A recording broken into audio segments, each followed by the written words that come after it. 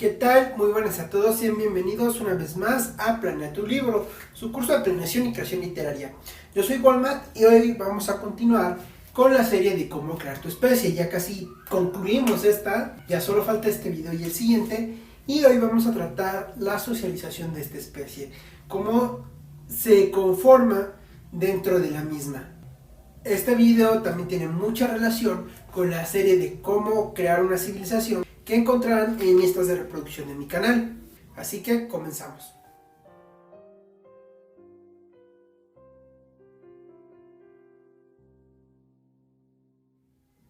Muy bien, para iniciar, como siempre les recuerdo que revisen la caja de descripción, ya que en él encontrarán mucho material que les será de utilidad, entre ellos la ficha de cómo crear su especie, mi Facebook, Walmat y dibujo y relato psicológico con mi serie Mentes Paso a Paso, donde analizo diferentes personajes en su desarrollo psicológico, también la serie de Letrania vs Travenvencia, donde con mi buen amigo Jesús M. Apolinar debatimos sobre algunas técnicas y temáticas polémicas de la literatura.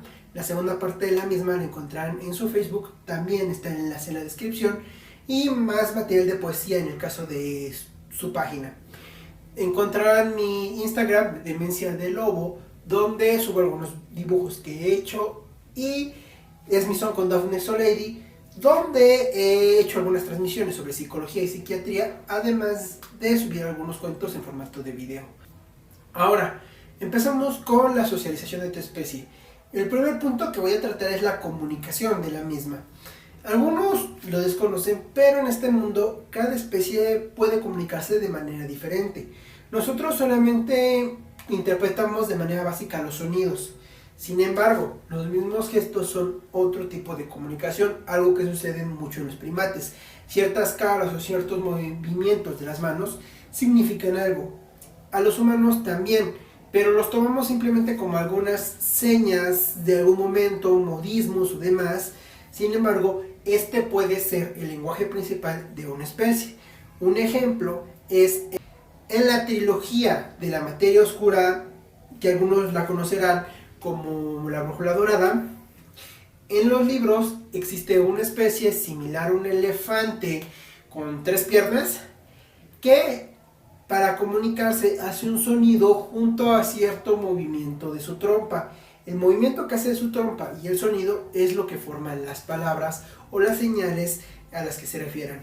También existe en el caso de las hormigas una comunicación química a través de las sustancias que van dejando. Es conforme ellas pueden encontrar el camino tanto de regreso a sus hogares, a sus hormigueros, como el camino hacia el alimento. Por eso regularmente se ven las hormigas en una filita muy marcada, yendo por bordes, aunque a veces hay caminos más fáciles para llegar, porque es por el que hicieron todo el camino de esas sustancias para que los demás las siguieran.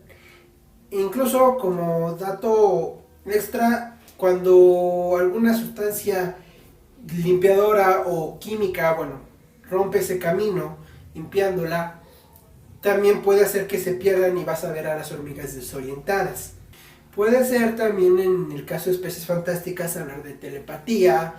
Puedes referirte también en el cambio de colores, que un ejemplo es el camaleón, cuyo cambio de color se refiere mucho a la forma de sentirse del mismo en ese instante. Cuando se ponen rojos es porque se sienten estresados. También existe comunicación a través de las feromonas. Puede ser una especie que solo se comunique a través del lenguaje escrito. Puede ser una especie que se comunica a través de un sentido que tú hayas inventado. Por ejemplo, que sea a través de una carga eléctrica, como si fuese una computadora, o fuese a través de cierta energía que inventaste en las leyes mágicas de ese mundo. Todo esto es válido. Y si quieres saber más de leyes mágicas del mundo, hay subidas en la serie de cómo crear fantasía y en la serie de cómo crear mundos. Las encontrarás en las listas de reproducción de mi canal. Incluso podrás hablar en algún momento de alguna alteración al clima, que sea la forma en que transmitan un mensaje. Ahora, en cualquiera de los casos también puedes considerar el factor de los idiomas, que ya te lo mencioné en la serie de cómo crear una civilización. Puedes hablar también de que manejen varios idiomas, que haya diferencias, incluso si usas cualquiera de estos previamente mencionados, puedes referirte, por ejemplo, a diferentes frases para el olor o diferentes movimientos que hagan que aunque un grupo sea de la misma especie que otro, no se puedan entender. Otro aspecto importante de cómo socializa una especie o un grupo es qué tan gregarios o solitarios son, o sea, qué tanta población deben tener para sentirse cómodos. Hay animales que viven completamente solitarios excepto en épocas reproductivas, como los demonios de Tasmania. Y existen seres que siempre tienen que estar en una sociedad, como por ejemplo el caso de los seres humanos, que viven en grupos bastante grandes. Y hay otros, como los lobos, que dependiendo de la situación, podrían haber algunos que son solitarios. Esto te va a ayudar mucho para crear una comunidad, incluso si hay algunos solitarios y los demás son gregarios o viceversa, te ayuda para generar el interés de los mismos personajes porque hay unos que son diferentes a otros. Y bueno, entonces claramente debes de considerar el tipo de relación que tienen estos grupos si viven en sociedades pequeñas y por ejemplo el caso de los elefantes que viven en grupos de machos y por separado grupos de hembras, si viven solamente en grupos donde todos los integrantes son genéticamente la misma familia o hay familias juntas, si estas se mezclan con otras, etc. Todos esos factores de cuáles son los integrantes de este grupo te va a ser de mucha ayuda si tú quieres generar una civilización con dicha especie. En este mismo aspecto de la civilización vamos a hablar de una jerarquía.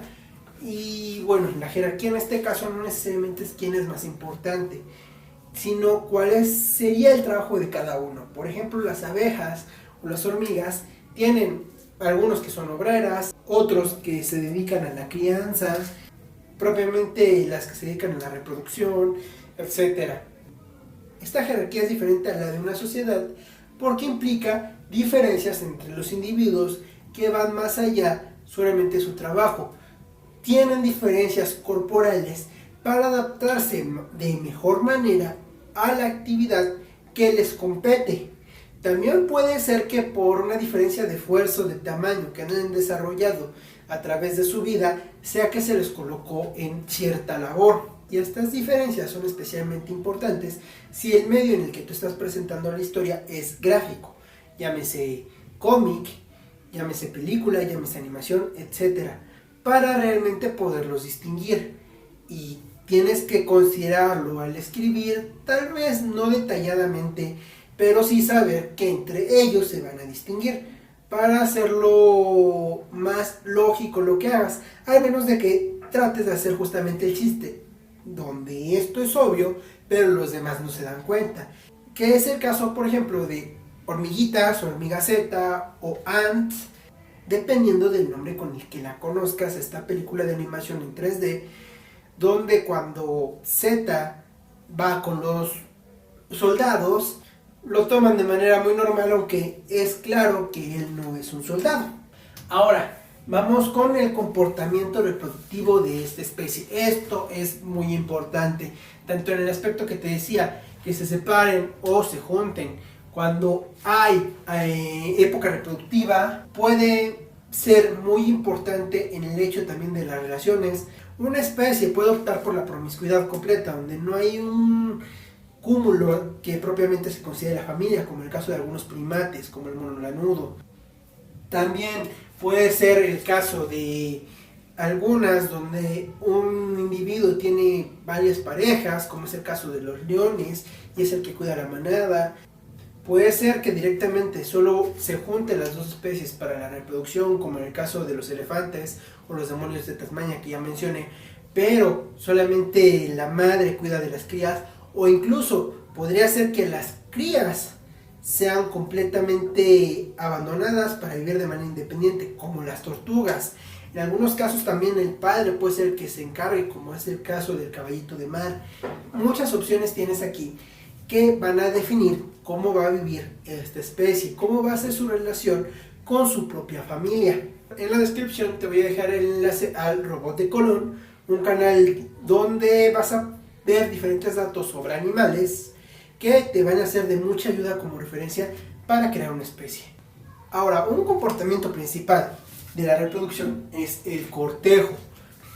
Aquí tienes que entender algo. Aunque nosotros pensamos que simplemente es como el macho atrae a la hembra, en ocasiones es al revés, casi siempre es en este modo, simplemente creyendo que es el que se vea más bonito, el más atractivo.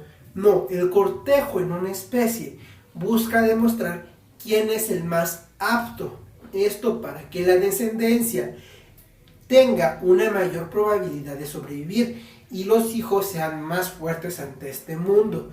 Por lo tanto, aquel ritual de apareamiento de alguna forma tiene que demostrar a aquel que esté cortejando que tiene una mejor salud, que tiene una mayor fuerza, que tiene más capacidades para sobrevivir, ya sea porque hizo un mejor nido, porque hizo un mejor refugio, porque consigue más alimento, porque sus colores son más vivos, porque su canto demuestra que tiene salud en el organismo, etcétera. Incluso por eso algunos rituales de cortejo es a través de enfrentamientos entre los machos.